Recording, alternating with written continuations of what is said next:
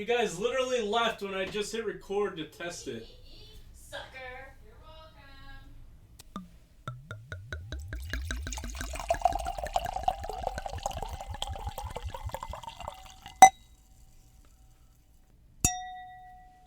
You're listening to The Tales We Tell, a podcast about spooky stories, unsolved mysteries, and local lore. I'm your host, Hannah Parch. And I'm Katie.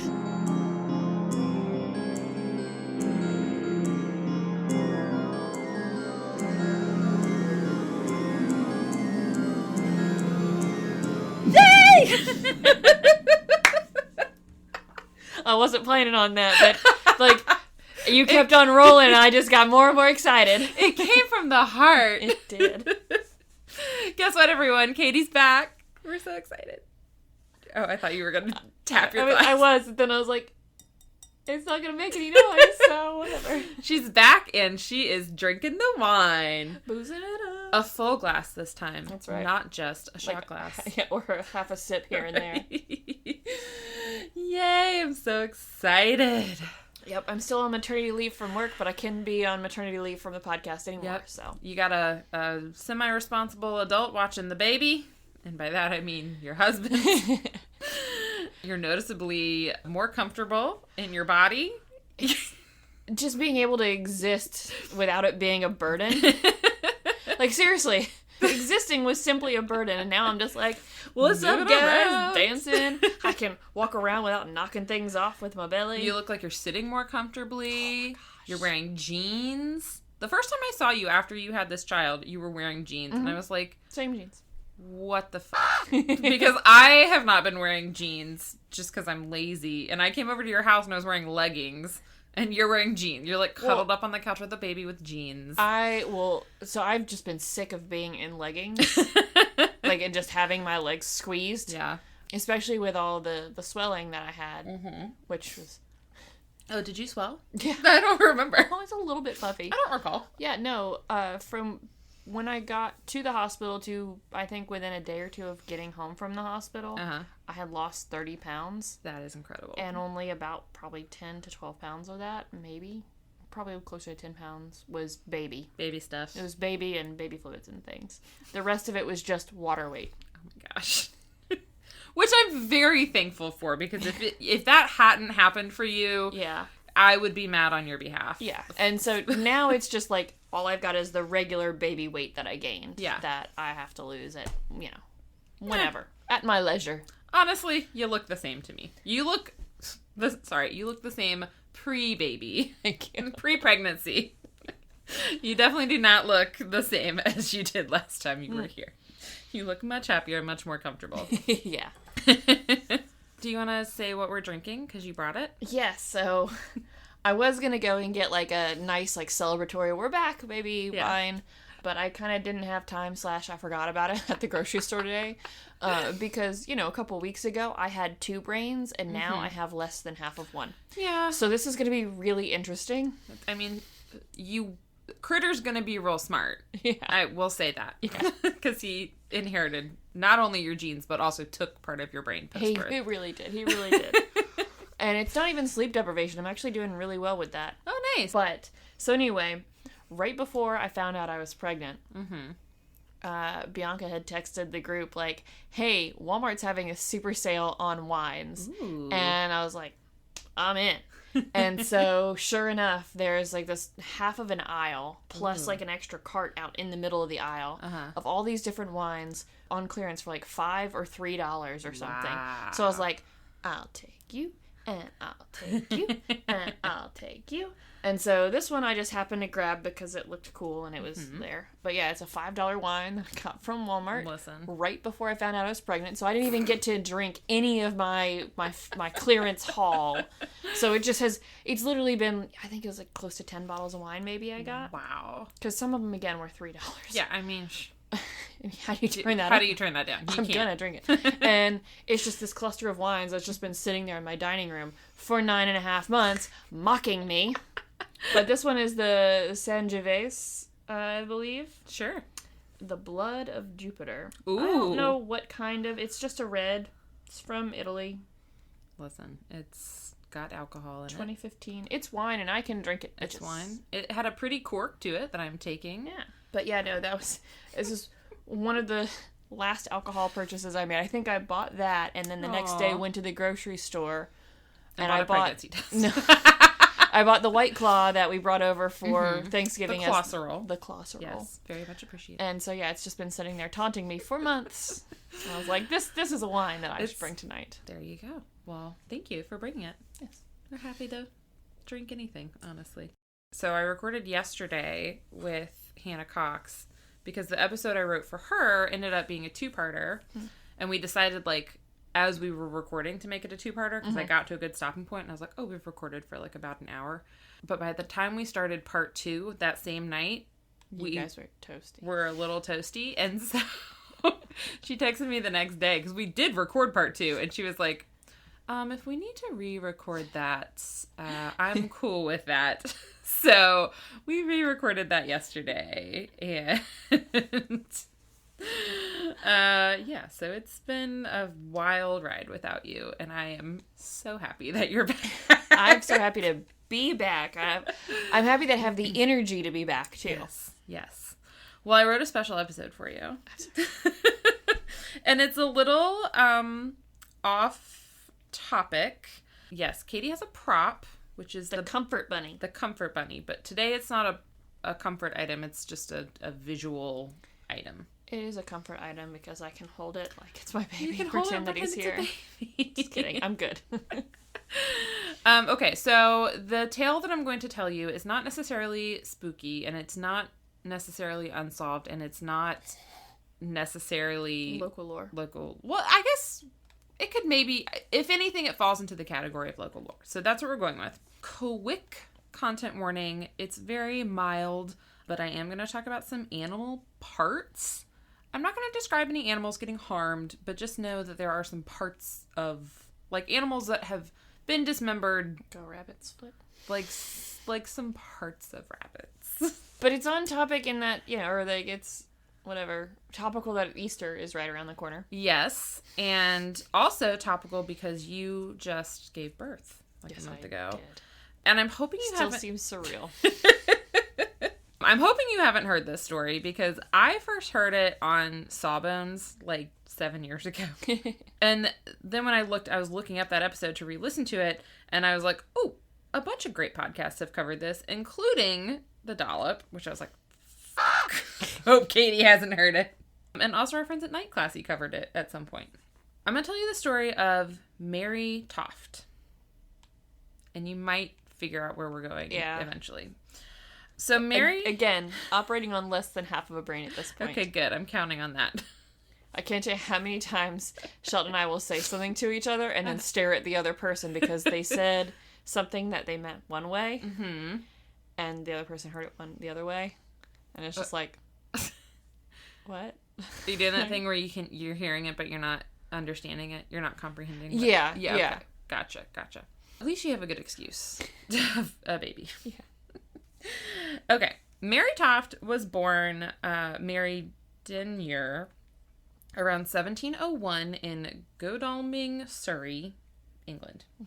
That was one of the poorest areas in the county, and Mary was a peasant/laborer. She had to walk 2 hours to work each day, and she worked in a hops field.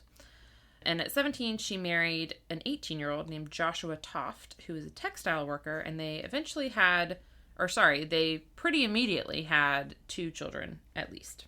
But then, in 1726, when Mary, who is now 25, becomes pregnant again, because birth control wasn't a thing, and people would just be having sex. And they might be Catholic. And they are likely Catholic. And also birth control doesn't exist. Yeah. That's the main thing, really. So at the time, it was really common for peasants to be required to continue working in the field, like doing hard labor throughout their pregnancies. I was literally in a meeting before I went home for lunch and called my doctor, and they said, go to the hospital. And then you had a baby. And then I had a baby. Like, the next day. Mm-hmm. Yeah, that wasn't the case for Mary. So unfortunately, because these poor women were required to work throughout their pregnancies, miscarriages were fairly common. Yeah. And early on in Mary's pregnancy, she was complaining of painful complications, and I assume that at this point in her life, she like knew what a normal pregnancy was supposed to feel like. So she knew something was going on. And in August, unfortunately, she did suffer a miscarriage, although it's unclear if she acknowledged that that was what happened. And I will tell you why. So she has this miscarriage, and she delivers what's described as several lumps of flesh. And some people think that this could have just been pieces of a malformed placenta. Mm-hmm. I don't to say just tissue. And stuff. I don't know how far along she was, but that was going to be my next question. Yeah. Well, so that's in August, and then on September 27th, Mary, who is still looking pregnant, which also normal, goes into labor.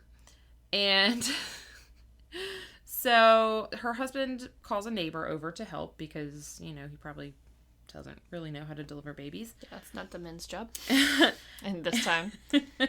So the neighbor comes over and finds Mary in labor and is like, okay, let me help you have a baby, I guess. And Mary delivers a liverless cat in several pieces. So I've heard of hysterical pregnancies. Uh-huh. I've never heard of this before. Okay, good. Because the rest of the story, it just gets a little wilder. Yeah, we are on the incline. So this is not the climax or the denouement. We are just getting going. You do. So the neighbor is like, cool, I'm going to call your mom real quick. Because there's now a dead cat. There's now a dead cat in multiple pieces. So I'm just going to call someone else to be here. I feel like I need to step out. I'm also just like, my cat, Mm-hmm. I was holding Walker the other day, and my cat came by to just say, hey, what's up? She's still not super a fan. She's accepted him, but she's not, friends or anything. They're roommates. And I'm like, you guys are like the same size. And your baby is not newborn size. No, I had a big baby. You had a normal size baby.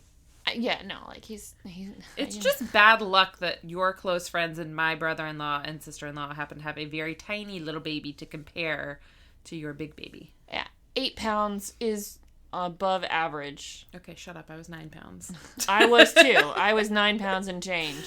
But yeah, 8 pounds, 10 ounces is above average, I think. But also the 6 pounds that Tolly was is below average. So, whatever. We were talking beforehand about how Katie's baby looks enormous next to Tolly. Or does Tolly look extremely tiny compared to my baby? Only one of them can be normal sized. I will say both your babies are equally cute. Yeah, that is true. It's very true. Okay, let's see. So the neighbor is like, I'm going to get out of here and I'm going to tap out, call someone else in to deal with this thing. Yeah. She's like, I just live down the road. Like, I can boil, I can rip up some bed sheets. Yeah, I can boil some water and rip up some bed sheets and, like, I can catch. But, like, that's where it ends. She's like, do you want me to swaddle the cat? I don't know what you want me to do. Also, it doesn't have a liver. I don't know if you know. You knew that. Vital organ. Missing. Mary's mom comes in, and her sister-in-law, whose name is Mary Taft, comes because she is a midwife. She's way more prepared to deal with this kind of thing. And she's like, cool, what do we have here? Oh. A liverless cat. A dead liverless cat. Cool. I'm going to call someone else in to deal with this. So she calls a man named John Howard, who is a very experienced male midwife, which in this article that I was reading, they really specified male midwife. I saw that term a lot. And I don't know why you just call him a midwife, and we'll figure out by his name and pronouns that he is male. Anyways, so Anne calls John and she's like, hey, this weird thing happened. And John is like, that didn't happen. I don't believe you. Yeah. But I'll come by anyways. I'll be there tomorrow. We'll see what's going on. So John shows up and Anne shows him the situation.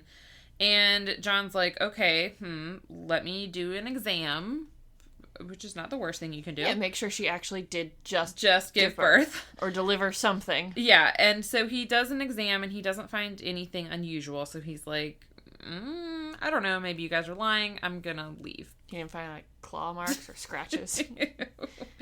Like, not that I know of, but, like... Hairballs? Ew. I was telling this story to my coworkers today and just got a lot of real visceral images going on. Mm. So John's like, okay, I'm gonna go. This is whatever. But then several days later, Mary goes into labor again. So this time, she delivers more animal parts. I'm not sure specifically which ones because there's a couple different accounts and, like, I'm gonna get to the total of what ends up coming out of her body. But for now, just know it wasn't a human baby that came out. So the sum of the parts was still not a baby. Yes, correct. Which, probably a good thing if it's coming out in pieces. I'm so glad that you've actually met the critter now, so that you can attest that, yes, I did give birth to a human child. Well, I can attest that you have a human child living at your house now and that you are no longer pregnant looking. I wasn't at the hospital, so I can't attest to anything, actually. And sure, does that baby look like you? Yes. But, I mean, could that baby look like someone else, too? Probably. Everyone says he looks like Shelton. I think he looks just like you. Tell Shelton to not get a big head. Baby looks like he already you. has a big head. And so does the baby. Are you pulling up a picture of their baby? No, I was pulling up a picture of Shelton. Oh. I know what Shelton looks like. As a baby. Oh, okay. I feel like that looks like a regular baby. Okay. That's adorable. His little cheeks. His mom has been finding pictures and sending them to us. That's the best. Other than, like, mom and dad, do you want to guess what Shelton's first word was? Ooh. No. Okay. Erythromycin. Very close. Was I? Dog. Ooh. I know. How appropriate. It made me squeal. Okay, so lots of parts of animals. No human parts whatsoever. No human parts coming out. How many separate deliveries did she have? Oh, we're getting there. Okay. All right. Take a sip. Okay. And that Katie predicted that more things were coming out of the vagina of this lady. And don't worry, we'll get into human anatomy, female anatomy a little later. Mine is hurting just thinking about it. Okay, so someone tells John, like, the lady that had a dead cat is having... She's doing it again. She's doing it again. So John comes back. Make her stop. They're like, how many times is she going to labor? I also hope someone was giving her husband, like, the side eye of, like, what have you been doing to your wife? Yeah, like, why are these things coming out of her? Normally don't want to judge other people's bedroom practices, but... What are y'all doing? I gotta ask some questions. I mean, definitely raising some eyebrows. Yes.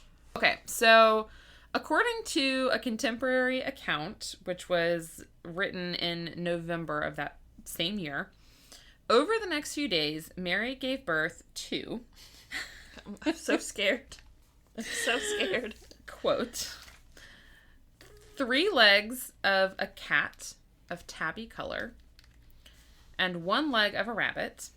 The guts were as a cat's, and in them were 3 pieces of the backbone of an eel. So in case you need a recap, 3 cat legs, 1 rabbit leg, cat guts, and inside the guts were some eel bone. Did the guts include a liver? I'm going to say no. No one knows where that liver went. The liver is unaccounted for. But the deliveries did not stop there. According to other contemporary accounts, she then gave birth to something that resembled a rabbit, but with the heart and lungs on the outside of the body. 2 weeks later, quote, a perfect rabbit. So she finally did give birth to, like, a full, complete animal. Full, yes. Because up until now, best we've got is a cat without a liver. We're getting some things, yes. So a perfect rabbit, and then 4 more rabbits, and then 4 more rabbits after that. And at one point, she had 9 rabbits in one day. Is this where the whole, like bunnies thing came from? You know, like, there's that joke exists because rabbits reproduce a lot, but, like, she's not just reproducing a lot, she's reproducing a lot of rabbits. She's having a lot of rabbits. All of the animals were born dead, though, or they died shortly after being born. And it may have been assumed that they died in the birthing process. One doctor later, like, theorizes that, oh yeah, they're coming out in pieces because the contractions are just, like, tearing them apart, which... Okay, I had some pretty gnarly contractions, but I'm pretty... Oh, is that why your baby came out in several pieces? Yeah. we stitched him back up after he was born. Look, great job, by the way. It's just easier to... Can barely see those seams. Yeah. So, beautiful. It's a new suturing technique. Oh, very nice. It's like the kind that they do on the grapes with the robot hand on Facebook videos. Invisible sutures. They're beautiful. Just a little bit of glue and that, you know. I feel like someone could write a really good short horror story about that. They're in season 1 of American Horror Story. Part of the backstory of the haunted house was the baby that was kidnapped and then returned dismembered, and the doctor was crazed with grief, and so he stitched him back up. Oh, I forgot about that. Oh yeah, okay, good call. So not an original idea. Haha, brain's not fully dysfunctional. It still remembers all the unimportant, useless stuff that it did before. It remembers TV plots that I clearly don't remember, because I was like, listen to this original storyline that I have. Okay. According to a letter that John Howard sent at the time, I'm just putting these quotes in here because I can't really make sense of them. Okay. He says, "Since I wrote to you, I have taken or delivered the poor woman of 3 more rabbits, all 3 half-grown, one of them a dun rabbit. The last leapt 23 hours in the uterus before it died. As soon as the 11th rabbit was taken away, up leaped the 12th rabbit, which is now leaping." Okay, so they're born alive and then they die. I mean, rabbits do? Sorry, that was too far, guys. I apologize. I don't understand the part about this rabbit is leaping 23 hours in the uterus. Were they just like, hold on, let me feel your belly. Feels like a rabbit in there leaping around. Sometimes Critter did feel like a rabbit. Yes, but again, Critter was a biologically formed child growing in your uterus. Yeah, no, nothing crazy or... there's no bestiality or anything that wrought his existence. Oh my gosh. Because that's what I'm thinking. Like, when I was a kid, before, you know, I truly understood sex and reproduction and everything, I wondered, I'm like, okay, well, you know, like, if you've got a pug and a poodle or whatever, it's a puggle, right? You know, or a Maltese and a poodle, it's a Maltipoo or whatever. Or a Shih Tzu, whatever. Basically, you're mixing the breeds. Yeah. What happens if you mix the animals all together? Yeah. You know, the lion and the tiger is the liger. A zebra and a horse is the zorse. Like, could humans procreate with other animals? Like, is this a thing? And then, of course, I learned, no, it is not a thing. And then you Googled it when you got the internet, and then you got banned from your internet privileges. No, I was still so young. I think I was young enough to where I knew that, you know 1 + 1 makes, or mom and dad makes baby. But I didn't know all the mechanics of it. Right. I barely scratching the surface of reproduction. Gotcha. So probably very good thing that you had these thoughts before. Ah, darn it. What the fuck? Damn it. What's wrong with you? Scooby, come comfort me after that nonsense. Did you... Scoob. Jarek, why did we get Scooby a bow tie if you're not going to put it on him when company's here? I'm not company. I was trying to scoop. It did make me jump a little bit. It made me jump. I'm glad I wasn't holding my wine. Well, I heard him, like, hit the door, and I'm like, what? And then he came in, and then I jumped, and I'm like, well, I was expecting it, and I still jumped. Damn it. I'm going to get a lock for that door. We really should have. We'll talk off mic. Okay. I had a thought. Okay. I was like, wait a minute, Jared can hear all of this. Can I mute this? If I hit the mute button here, will that mean he doesn't hear us? Yeah. Okay. This episode of The Tales We Tell is brought to you by the Crafty Criminologist. Do you love cute and creepy stationery and stickers? What about ghoulish earrings and adorable ghosts? Then check out The Crafty Criminologist on Etsy and Instagram. She makes stickers, jewelry, study guides, and more. Just go to etsy.com and search @craftycriminologist and be sure to use code TheTalesWeTell at checkout for 15% off your order. That's TheTalesWeTell for 15% off. We muted it and we still whispered. I know. Well, he could be standing outside I the know, door, he's such a creeper sometimes. Derek. Oh JK, my gosh. we love you. Thank you for editing all of our stuff and putting up with us. You know you love it. Also, he did sit in for one episode. Mm-hmm. I don't remember. Yeah, the time without you has been a blur. The time I've not been here has been a blur. A lot of things have been a blur. I'm not gonna lie. All right. Compose. Okay. Where were we? Oh, we were talking about my nonsense brain as a child before I understood how human reproduction actually worked. And how it's a good thing that you didn't have access to the internet. Yeah. When these things were happening. We can move on from my idiocy. I looked up something. Again, I'll tell you off mic because it was not worth other people having to look this up. But I told this story, again, to all my coworkers because I don't know how they put up with me. I literally just give them abbreviated versions of the episodes. Basically, they're your rehearsal audience. Yeah, exactly. And my one coworker, Jordan, she was like, "Oh, I heard this like kind of modern tale or whatever on Reddit, and it was so disgusting." And I was like, "I've got to look that up and see if it's real." And then I Googled it on my phone in incognito mode. And there were like 7 things that could be like articles or whatever. And then the rest was just like really sick porn sites. And I was like, oh, nope. New. We're done with that one. And so I'll tell you afterwards so you don't have to Google it. So should we cut all of that too so our listeners aren't sitting there like, what the hell did she Google? What did you Google? So, Mary had a really good explanation for what was happening. So, I would love to hear it. So I'm very worried if it's anything remotely like my childhood questioning of how 2 and 2 come together. Not. Mary did not have that sick of a mind. She wasn't like young It's Katie. not sick. It's just, innocent. If you're 25 and thinking that, then it is. Yeah, no, if you're 25 and thinking it, then you got problems. If you're, 6... Yeah, okay, fine. Totally fine. Like, that red and blue makes purple, so...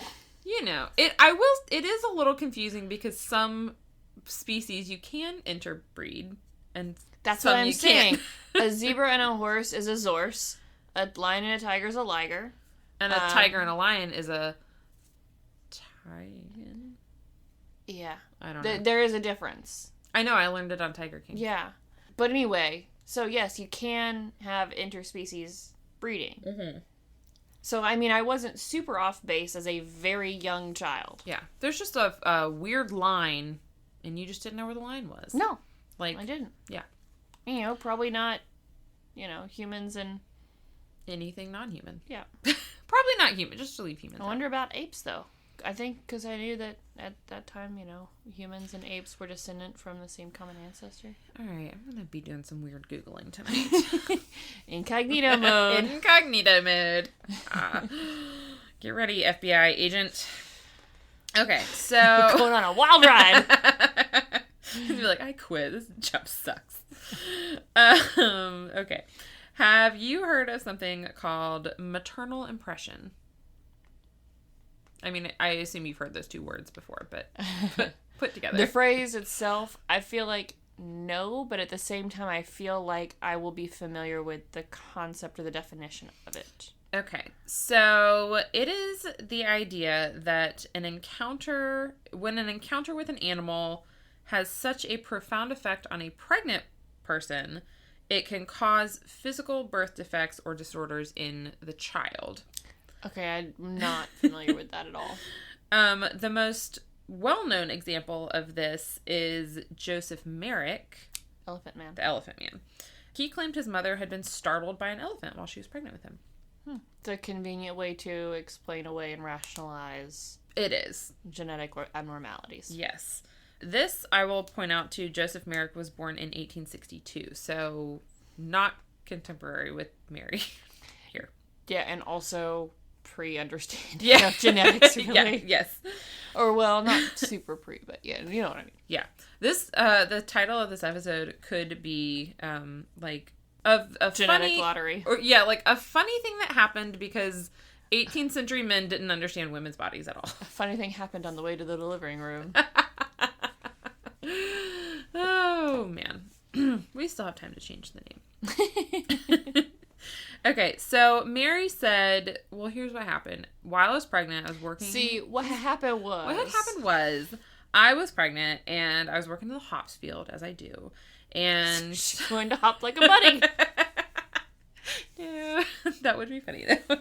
A bunny ran by me, and I chased it, because I wanted to eat it. But I couldn't catch it. Okay, I mean, I And... definitely had some serious, like, very strong cravings, and I was definitely hungry a lot while pregnant, but never enough to actually chase my food.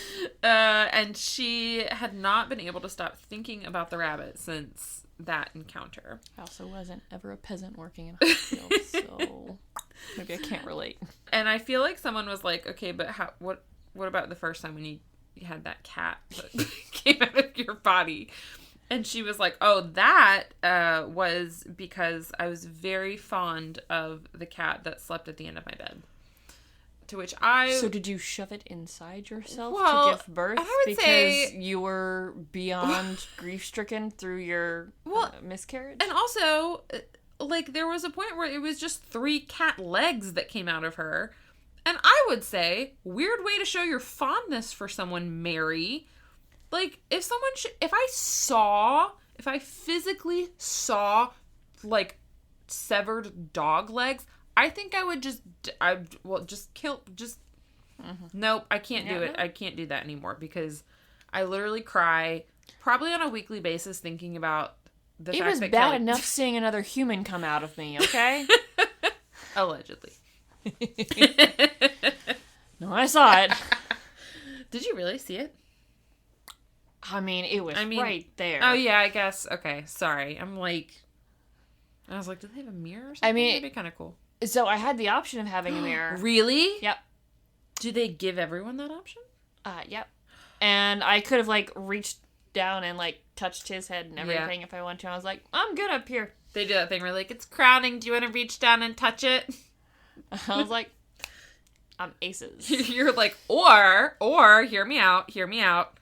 What if we just continued to get this thing out of my body? Yeah. I'm not going to go into the whole birth story, so don't worry, guys. But one of my favorite parts was, well, it was nothing like I was expecting. Oh. Because it was just me and Shelton and one nurse in there. And, at the start. Okay. And, just kind of asking on, like, so... what's next? Like, how dilated am I? And blah, blah, blah. And she's like, oh, no, you're fully dilated. You can start pushing whenever you want. Gosh! I'm like, oh, okay. And she's like, yeah, no, if you want, whenever, you can go ahead and start pushing. And I'm like, did you say, when's the doctor going to be? I'm just like, okay. So, a couple things. No offense, I fully trust you, and I believe 100% you are very capable of doing this, but it's my understanding that there's supposed to be a doctor and several more of you nurse people in here for this. Like, I just, I'm not like the Queen of England or anything. I just figured this would be a little bit more of a production than just you. But, like, if you're ready to catch them, like, let's do this. And so... eventually, yes, a doctor did come in, and several other nurse people came in, and it was a little bit more of a production, but also, had an epidural, and I was expecting to be all, like, sweaty and, crazed because of TV and movies have set my expectations. No.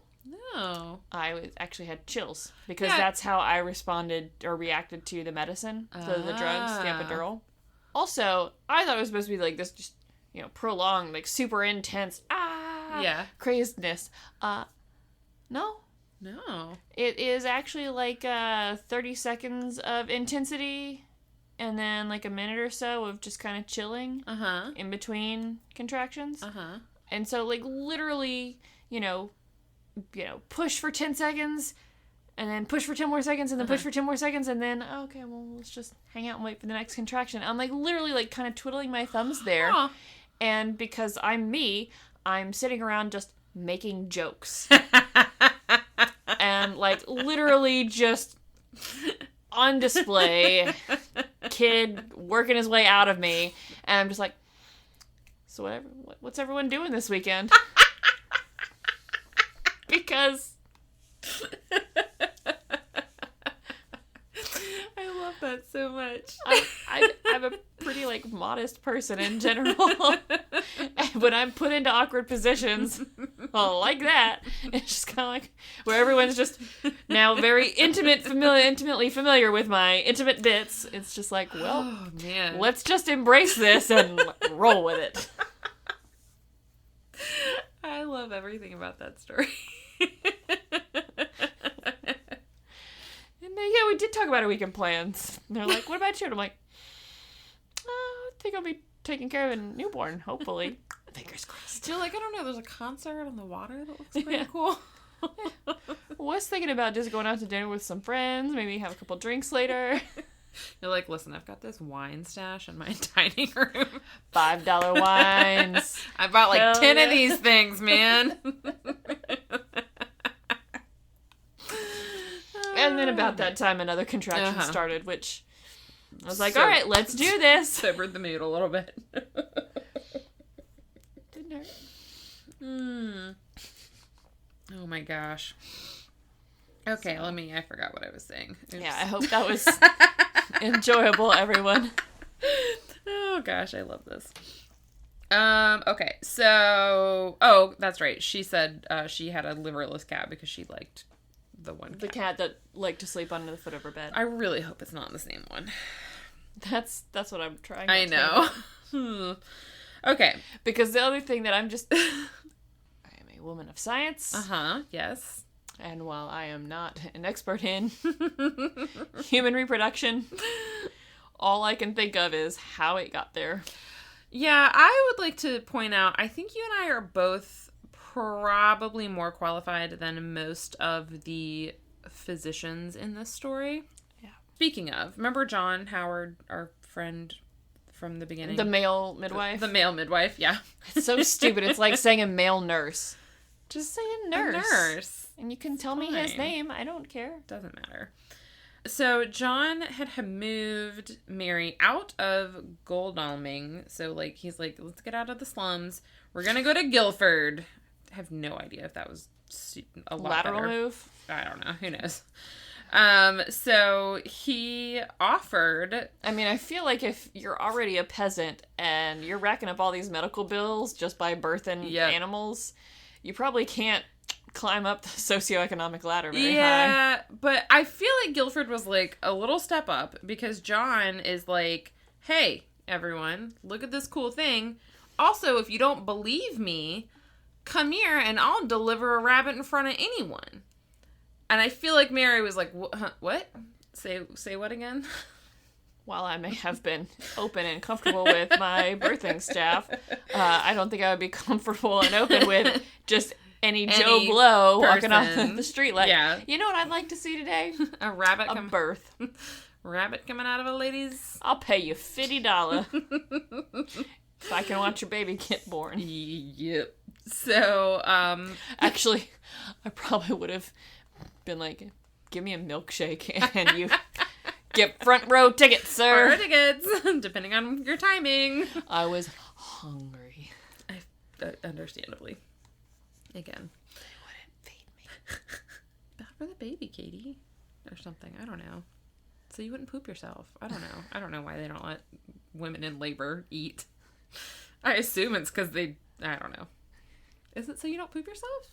No, so part of the reason is, so I was induced because of gestational hypertension, high blood pressure, which thankfully was not fully preeclampsia. Good.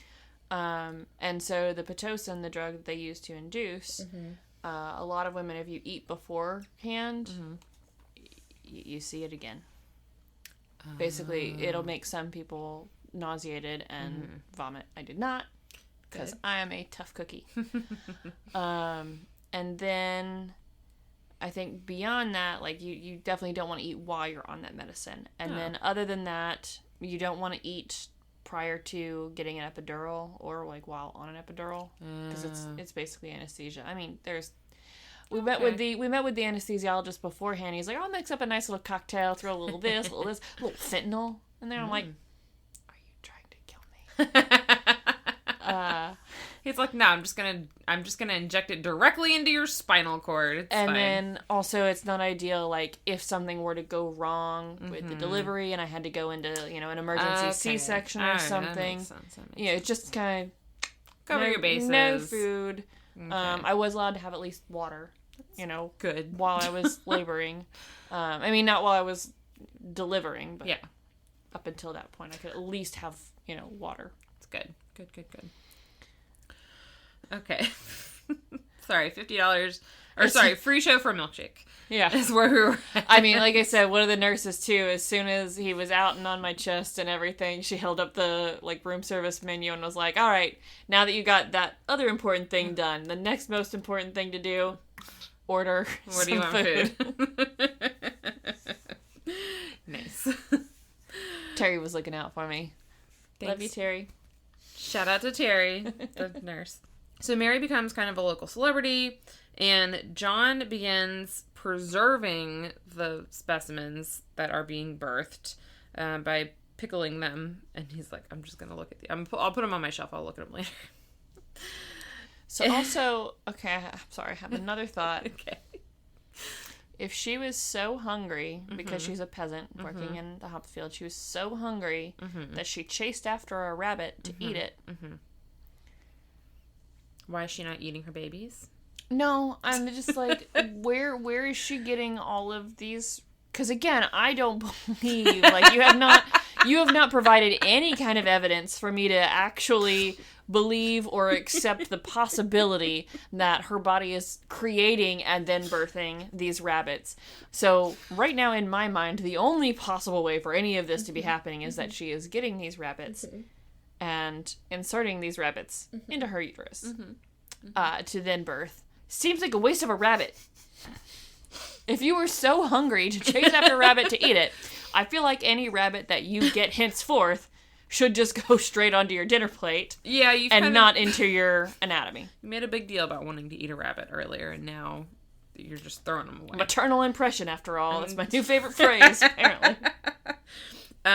One fun fact that I didn't write down, but I did remember, is that during this time when the story was coming out, people stopped kind of eating rabbit stew. And when they mentioned that on Sawbones, because I re-listened to that episode the other day. Maybe that's a tactic that PETA should take up if they really want people to stop eating animals. Well, when they brought that up, Justin is like, yeah, because rabbits might be babies now. And I was like, yeah, rabbits are babies now. So, you know what? I guess I'm not going to get a cute little rabbit or bunny onesie for Walker to wear for Easter. Oh, but you could, and then we could take a picture, and then you could... He has a bear onesie. I'm gonna throw this as a suggestion for Halloween, a great Halloween costume. You could be Mary Taft, Walker could be a bunny, and Shelton can be the male midwife. Oh, wait, okay, that's something to consider. Right now we're thinking Family Guy, and he'll be Stewie.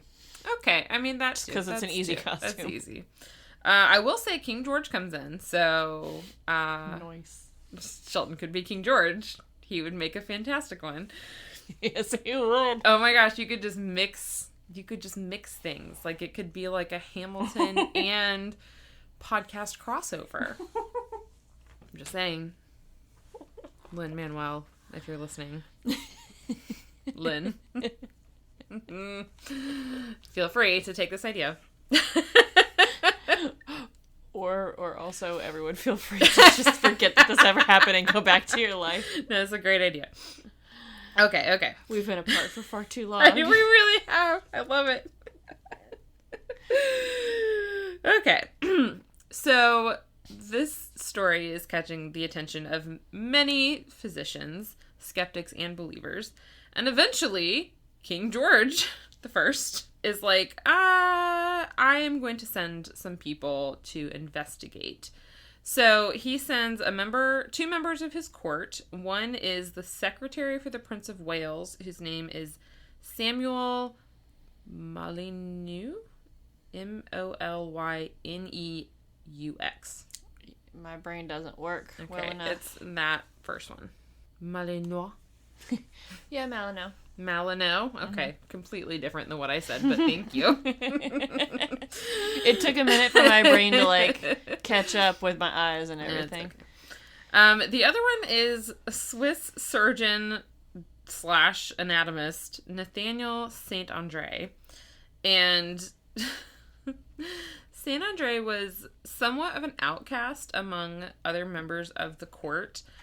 A lot of people thought he was only there because he spoke German, which was King George's native language, and the king liked having a German speaker around. So it's kind of understood that Saint Andre was trying to kind of look to advance himself or look to make himself a little bit more credible in the eyes of the court. So they arrive on November 15th, just as luck would have it, as Mary is going into labor with her 15th rabbit. Not even for 15th time laboring. 15th rabbit. 15th rabbit. So they both get to witness the birth. And later they witnessed several more, and they were able to examine some of the bodies of the rabbits. So some of the rabbits appeared to be fetal rabbits. Some of them appeared to be about 3 months old. They performed a test to see if the rabbits had ever breathed air, much as they might determine if the rabbit was a witch. They took the rabbit's lungs and they put it in water, and it floated, and they're like, oh, there's air in the lungs. Also a witch, right? Witches float. Yep. Okay. Because people tip to float. No, it's because they weigh the same, because they're made of wood. Sorry. Because they burn. Because they burn, yes. Okay. So Saint Andres performs... Sorry, Saint Andre, not Andres. Okay, so to go to your point from earlier, Saint Andre performs a medical exam on Mary and concludes that the rabbits had, in fact, come from her fallopian tubes. So... They had gestated in her womb. There you have it. They were produced by her body. And I have in parentheses, how would you even be able to know that? I am calling Jeremy. I want to know these answers. Jeremy's an OBGYN, listeners. Yes. I actually did know that, so good. So Saint Andre reasoned that, I said this earlier, the animals were born dead, and sometimes in several pieces, because how contractions kill the things that they are expelling. So I'm not gonna lie. Once they broke my water, before the epidural happened, there was 2 hours, I think, there of contractions, and holy crap. That hurt. That hurt. But also, they're not strong enough to literally rip a creature into pieces. I was going to say, baby didn't come out in pieces. Mm-mm. So, Saint Andre also helped deliver one of the things. And, well, I was going to say one of the rabbits, but in this case, it was a rabbit head and some rabbit skin. And... both he and Molyneux, Molyneux? Golly, I should have just put their first names in here. I could be wrong too. It doesn't matter. Nathaniel and Samuel. They both looked at the head and the skin, and they were like, it does kind of look like it came from a cat, but who knows? So then King George sent down a surgeon named Cyraces. That is a conundrum. I don't know. Ehlers is his last name. He's a surgeon. So he goes down to investigate. He gets there on November 20th, and he is, like, immediately suspicious. I've been suspicious for a long time. I'm also, like, very worried about, like, infection. Yeah, me too. So he noted that Mary seemed to be keeping her legs pressed together, like she was trying to perhaps hold something in. And he was also really suspicious because John Howard wouldn't let him help with the delivery. But to note, like, Ehlers, yes, he was a surgeon. He wasn't a midwife, and he did attempt to help with the delivery at one point, and he ended up just causing Mary a lot of pain. So John Howard was like, only male midwives are allowed here. So, also, relating back to my experience, because that's all I know, one thing that I remember from the doctor is that, other than, like, words of encouragement from both the doctor and the nurses, nobody really did anything except for me.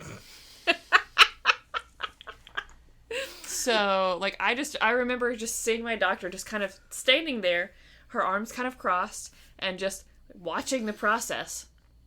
Like, but everything's looking good. Just uncross your arms at least. Yeah, she would just, like, kind of stand there with her arms crossed, like, you know, and maybe put her hand under her chin, like, yeah, no, this looks good. This is how it's supposed to be. Like, every now and then I'd see, like, she'd, you know, put her hand down just to make sure I think everything was as it should be. But for the most part, she was just watching to make sure it happened as it was supposed to. Yeah. And then she just kind of caught, and then we, you know, whatever. Huh. So when he talks about helping, there's not a lot of help. Yeah. needed. Which makes me think, too, if he tried to help and he caused a lot of pain, what you doing? You're probably putting your hands where they don't need to be. So, again, I'm not an OBGYN. Well, neither is anyone in this story. No. But from my experience and from just my understanding prior to this, too, it's just kind of a thing that happens, and there's not that much other involvement or jinx interference. Cheers on the jinx. Cheers. There. Not a lot of other interference or required help of any kind. Unless something is going wrong, then yes, you do need some intervention. But for the most part, it's weird. It's like your body knows what to do. Yeah. It's the weirdest thing. Crazy, right? Almost like we've been doing this for millennia, and we were, like, specifically evolved to do this kind of a thing. Well, maybe they were like, okay, but your body has not been evolving to deliver a rabbit thing, so I don't know. Maybe we are. Have we tested this? Mary has. Mary sure has tested this. So, okay, so Mary's testing the limits of my sanity right now with her nonsense. So Ehlers is, like, incredibly skeptical, but he is like, okay, I'm just going to pretend that I believe this so that they'll let me take a specimen with me. So he's like, yeah, everything looks legit. Can I have this one, by the way? I just need to take it back and show the king and, you know. So he takes a specimen back and he studies it and he reports to the king that some of the pieces appeared to have been cut with a man-made tool. And also, he looked into the stomach contents or the droppings of the bunnies, and they contained straw and grain in them. So they had eaten straw or grain at some point. Likely not in the uterus, but who knows? Oh, I have a cornfield in mine. Oh, that's and not very wheat convenient. or anything, but cornfield. Gluten-free. Or I don't know what's in corn. Corn has gluten in it. I was going to say. Wheat-free? Wait, grain-free? Hold on. Corn's grain. I know. I'm going to just carry on with my notes. Okay, so he reports these things to the king, along with his, like, suspicions. And so John Howard and St. Andre, who were, like, now the two people who were like, nope, this lady is This is legit. Immaculately conceiving rabbits and then giving birth to them. Wonder how much they're profiting off of this. Who knows? Take a drink. So they're like, this Ehlers guy is gonna... Not good. So... He's ruining this. St. Andre preemptively decided to collect a bunch of affidavits just to cast doubt on Ehlers' credibility. I have no idea what they said. And then on November 26th... So now it's getting political. Yeah.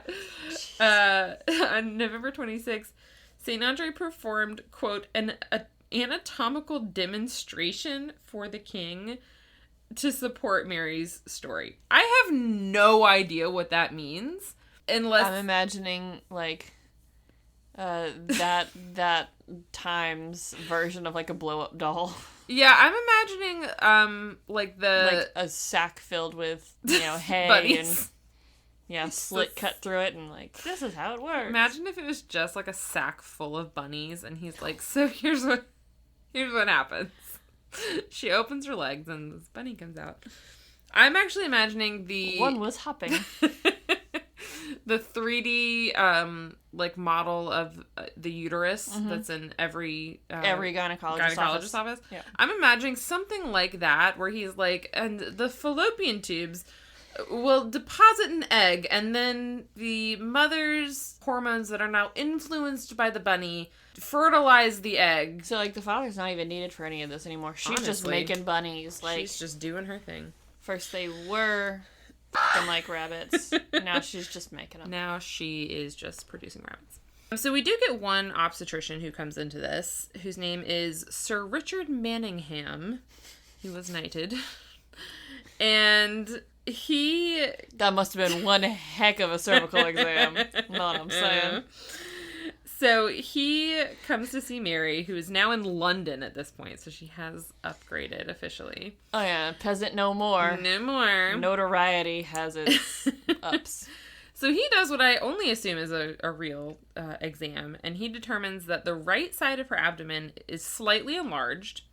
And then while under his care, Mary goes into labor again. Shocker. And she gives birth to what Manningham described to be a hog's bladder. And St. Andre and John Howard were like, I don't know about that. It's probably not a hog's bladder. But it does smell like urine, which is a little suspicious. So they admitted that it smelled like urine and that was weird. But they didn't agree that it was in fact a hog's bladder.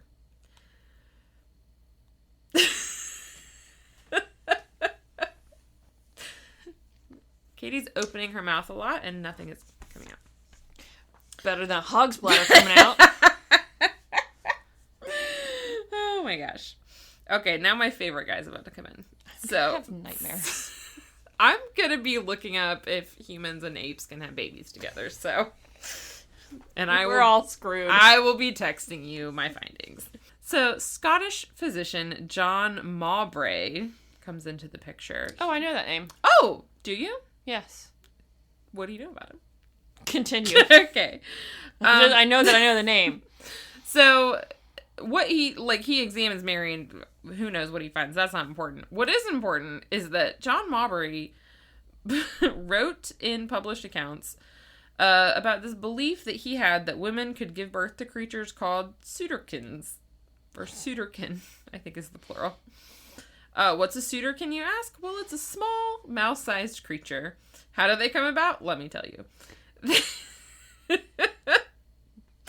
So, in the winter when it's really cold and you're a Dutch woman who wears a large petticoat and you sit on the oven for warmth, or sometimes you drape your petticoats over the oven for warmth.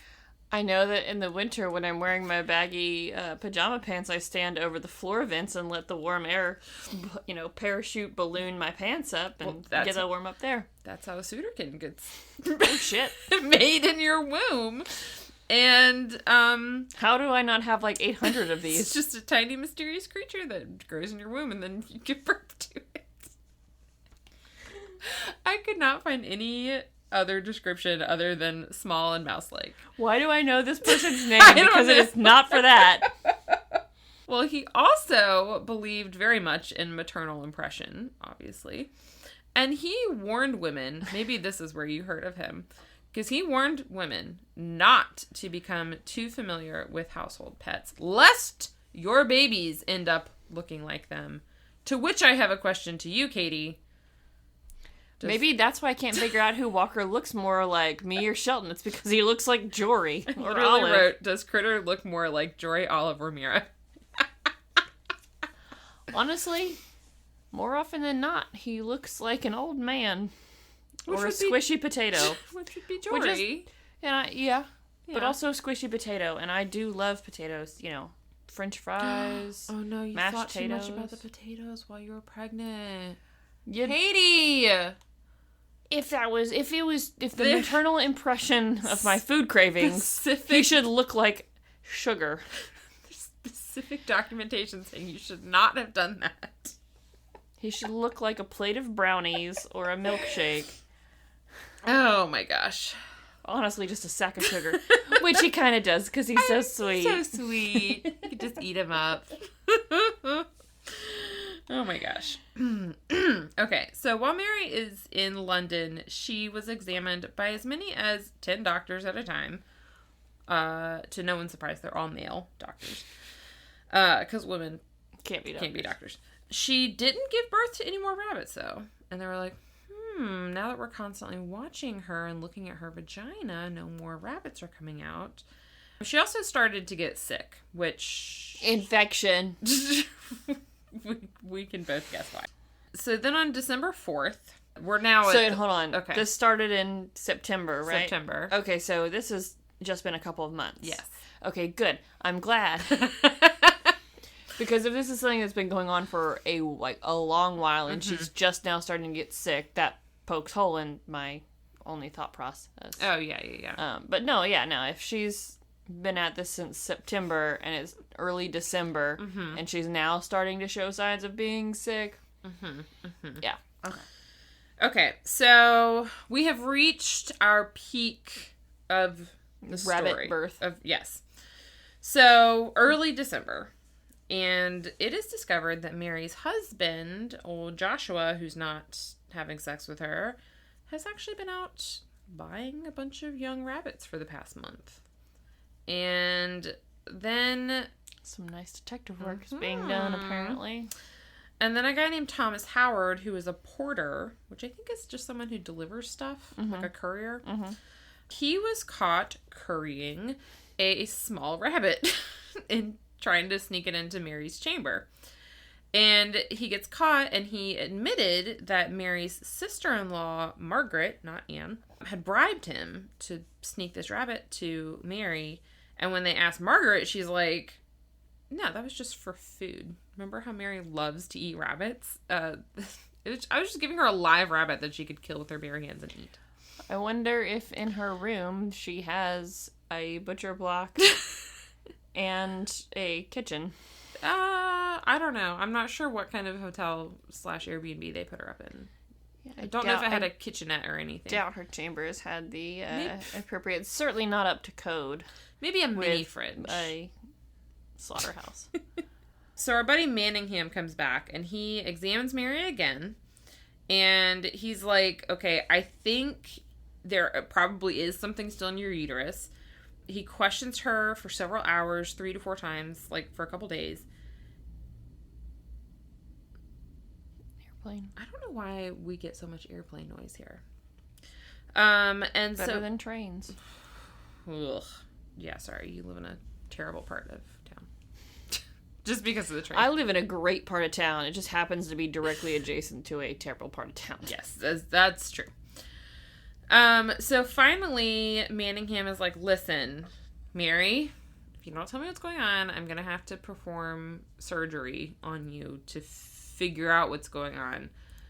She probably needs a hysterectomy at this point. It's the 18th century, and so surgery... Not a great option. And so on December 27th, 1726, Mary Taft confesses. This is what she says. I am so scared. Like, I've been having the thoughts and ideas. I just don't want them confirmed because it's going to solidify images. Like, I have these, like, very vague ideas, but this is about to solidify. And, like, I'm gonna get, like, vivid pictures, and I'm not ready for it. I wish I could have more wine. Okay, so Mary said that following her miscarriage in August, she went crazy. While her cervix was still open, she had someone help, I don't know, insert the, quote, claws and body of a cat and also the head of a rabbit into her uterus. So fully up all the way into the uterus. She admitted that she made up the story about seeing a rabbit in the field. And for the other births that she had after her cervix had closed, this is the part of female anatomy, your cervix, you can't just be putting things up into your uterus willy-nilly. It does have to, like, open. All too familiar with that. Not with the inserting things, but with the things coming out. So for the other births, she just had animal parts inserted into her vagina, and she would just hold them there until it's time to give birth. And she claimed that a, quote, traveling woman had told her how to do this, and had said that if she could pull it off convincingly, she would never have to work again. And to your point about infection, so I read an article on Atlas Obscura that was written in 2019 by Sabrina Imbler, and she said that it was very likely that Mary had to keep the animal parts inside of her for weeks at a time. The sharp nails were often intact when they were birthed, and it is just a pure miracle that Mary did not succumb to a really gnarly bacterial infection. Sepsis. She's just... Or in that she hadn't perforated her internal organs. Yeah, seems like there'd be a lot of internal trauma. I wonder, too, if she's like that person that, like, has been wearing and sleeping in their, like, daily contact lenses for, like, 8 years and never had a corneal ulcer before, versus the person who, like, accidentally takes a nap in their contacts and gets, like, the worst corneal ulcer ever. Some people just do really risky shit and just don't ever, I don't know. There's all the signs of an infection were there, but she didn't get one. Or she didn't, like, you die from one, as I would assume she would. To your point about where are we getting all the rabbits, in the 18th century England, rabbits were seen as a symbol for the carelessness of nobility, because rich people owned a bunch of rabbits at a time, and they would sell their meat and fur. But because they kept so many rabbits, the rabbits would often get loose, and then they would Peter Rabbit style go and wreak havoc on gardens and crops, which poor people needed. And so poor people were like, fuck these rabbits, fuck these rich people and their rabbits. But also, rabbits were just, like, kind of everywhere. And so, in this Atlas Obscura article, there's a historian at the University of Birmingham named Karen Harvey.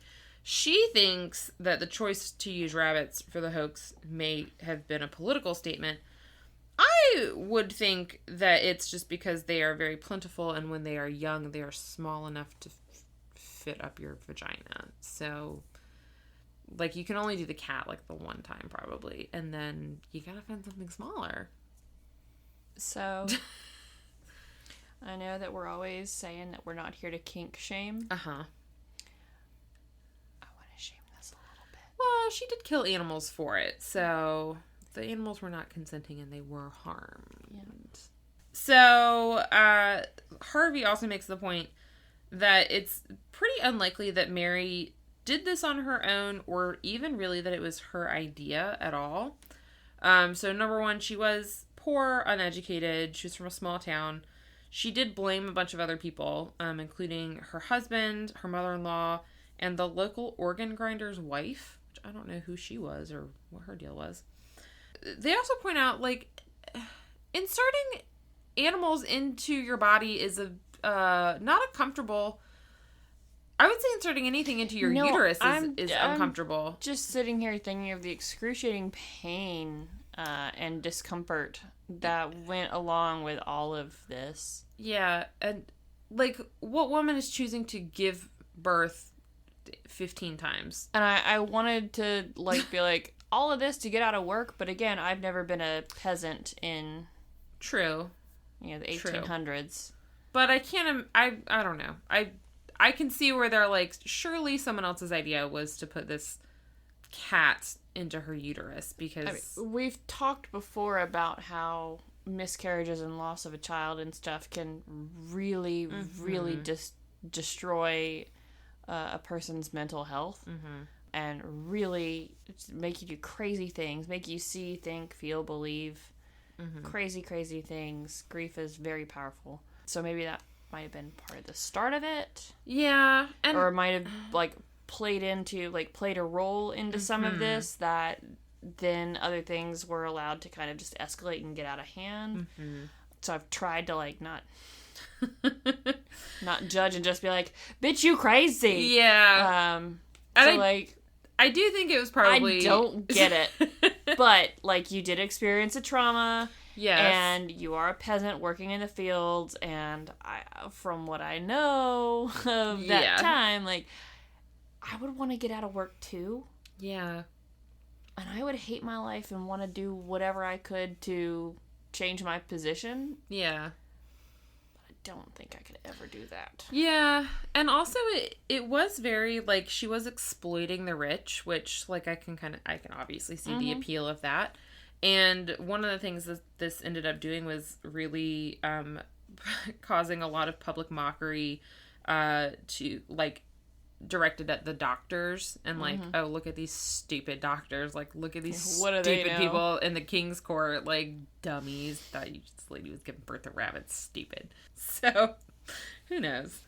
On December 9th, Mary is charged as a, quote, vile cheat and imposter. She's incarcerated for a total of 4 months. And as far as I could tell, no one else was charged in the hoax, which seems a bit unfair. Although I imagine Mary is like... Hopefully the reputation of these doctors and midwives were tarnished. Well, and she's probably like 4 months where I don't have to work and I don't have to give birth to bunnies. Wonderful. 3 square meals a day. Roof over my head. Alright. She did... I'm trying to see if Just kidding. I'm sure the prison conditions were not ideal. So she did have her portrait painted or, like, drawn while she was in prison. I like that she's holding the bunny. And it says, Mary Taft, the pretended rabbit breeder. And I'm just here for that. I also like that she was like, I'm in jail. I'm going to use this opportunity to have my portrait done. Josh is never going to do that for me. So she was released. She didn't actually have any official charges, and she kind of returned into relative obscurity. She never received any money from the scheme, which sucks. Because it's like, at least get your money out of, like, if you're going to scam someone, at least get your money. I feel like it's one of those things that, like, a lot of people who kind of fall into fame, they don't get any money up front, but all of their needs or everything are taken care of. Like, they're put up in a nice hotel or apartment or something, like, all of their, food and other, like, transportation, everything of their needs are met, but they're not actually getting any paychecks. Yeah. So, whenever all of it stops, they're left with nothing. Yeah, exactly. She did die in 1763 at the age of 60, and the parish noted her as a, quote, widow, comma, the impostress rabbit. As a fun little side note, Saint Andre, our guy who was, like, very sure that this was a thing, so his reputation is ruined. I'm going to show you a great picture. Oh, he looks so sad. He looks so sad. Womp womp. He's labeled the rabbit doctor. Where's his rabbit in his portrait? Mary at least got a bunny in hers. He's so sad. He's like, oh, I made a mistake. Oh, goodness. So the timing was really bad for him, too, because 4 days before Mary confessed, he had published an expose called A Short Narrative of an Extraordinary Delivery of Rabbits. And then Mary confessed, and he's like, just kidding. I was just kidding. I didn't actually believe that. And then my fun epilogue to this is just following Saint Andre. So in 1729, remember Malino, whatever we're calling him, he dies. And Saint Andre marries his widow. But then Molyneux's cousin is like, I think you poisoned Molyneux. And so St. Andrew's like, no, I didn't. I'm going to sue you for defamation. But it was too late because no one liked him anymore. Because he's the rabbit doctor. Because he's the rabbit doctor. And it didn't matter that he had this nice, rich, pretty wife. Him and his really wealthy wife just lived out the rest of their days in the countryside. Surrounded by rabbits. Surrounded by rabbits, probably. And St. Andre died in 1776 at the age of 96. Damn. In 1776, that's like 500 in today's years. And that's the story of Mary Taft, the lady who gave birth to rabbits. And sorry that was a really long episode, but it's partly your fault, I think. Oh yeah, I had lots of tangents, sorry. And also Derek's fault for jumping in and trying to scare us again. Yeah. But yeah, welcome back.